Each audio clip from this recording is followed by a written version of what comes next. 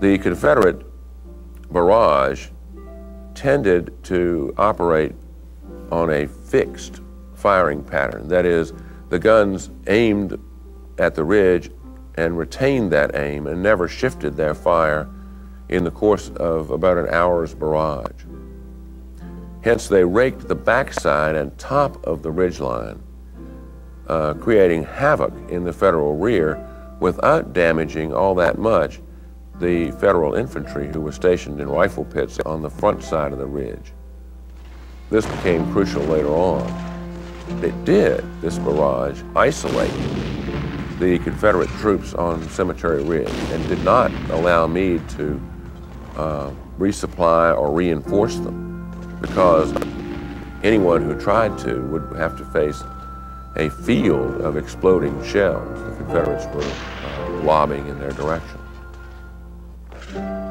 The Union artillery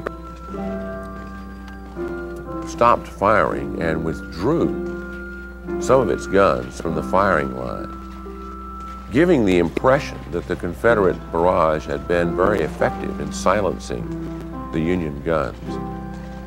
In point of fact, however, these guns were simply being taken away so that others could be brought in, or taken away so they could come back with full ammunition chests.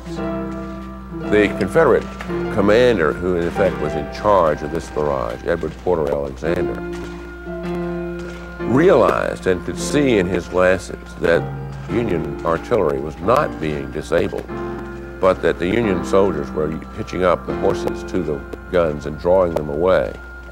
And he knew this tactic. It was one of his own. It was a known gimmick in the way of fighting artillery. You take the guns away, the enemy believes they're not there, you bring them back and open fire again when the enemy has committed himself. Alexander, however, believed that if Pickett were to act now, were to move and this charge get underway, that the Confederates would catch the Federal artillery in the process of refilling their ammunition chests or replacing their guns, and that Federal artillery would not be effective in resisting the charge, that the day would be ours, was Alexander's memory of his thoughts, if Pickett will move. And hence, he sent him a couple of hurry-up messages. Come quick, or I can't support you. In fact, Alexander was running out of ammunition. Alexander says that he sees some guns being pulled back from the Union lines, and he thinks that maybe there is an opening.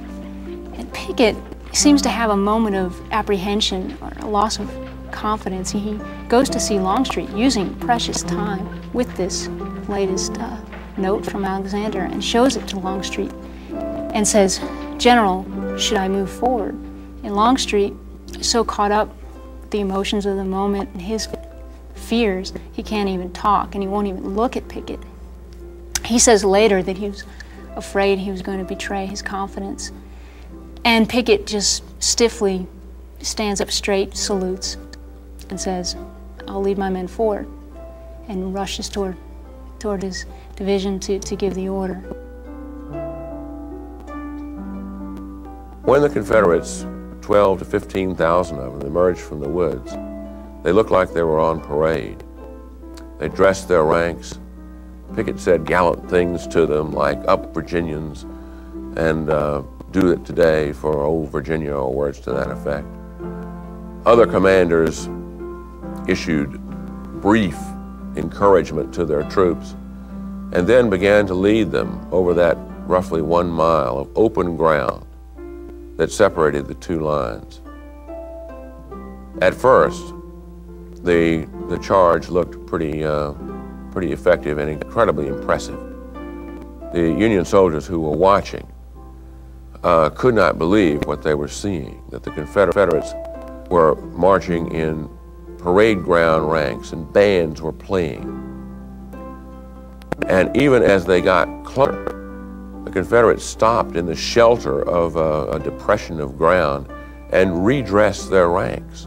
That is, lined up again as though they were about to march in review by a reviewing stand instead of marching into battle. Union guns did get back into action and tore large holes in the Confederate lines, forcing them to redress and cover up those holes and make their ranks smaller. Actually, the whole thing took a very short time. In perhaps 15 to 20 minutes, it was all over.